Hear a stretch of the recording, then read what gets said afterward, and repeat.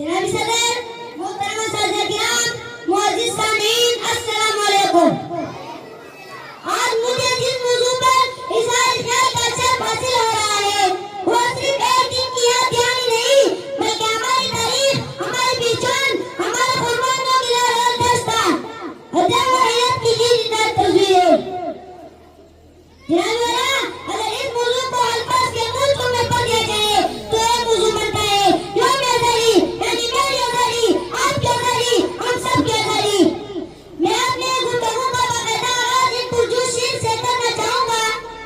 ملی نہیں ہے ہر صفات تحفے میں، ملی نہیں ہے ہر صفات تحفے میں، چورا پوری مجھے ملی چراغ ذرا۔ صدر محترم، 14 اگست کا دن محض ایک تاریخ نہیں بلکہ ہماری قومی شناخت، قربانیوں کا زبردست تھا اور جنگ و حیرت کی جیتی جاتی تصویر ہے۔ یہ دن ہمیں ان عظیم قربانیوں کی یاد دلاتا ہے جو ہمارے اسلاف نے ایک آزاد سرزمین کے لیے دیے۔ آزادی کی کبھی شام ہونے نہیں دیں گے، آزادی کی کبھی شام ہونے نہیں دیں گے، ہم اپنی شہیدوں کی قربانی کبھی بدنام ہونے نہیں دیں گے۔ جناب صدر، پاکستان وہ خطہ نہیں جو ریاست میں ملا ہو بلکہ ایک ایسا نعمت ہے جس کی بنیاد میں لاکھ شہیدوں کا لہو شامل ہے۔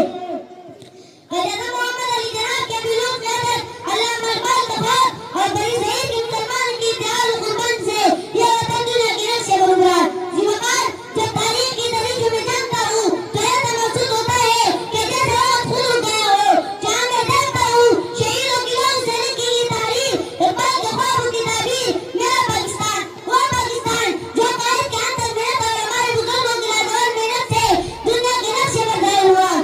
صدر جی وقار، آخر میں اپنی تقریر کا باقاعدہ آغاز ان پرجوش شعر سے کرنا چاہوں گا۔ میری پہچان پاکستان، میرا ایمان پاکستان، میری یہ آن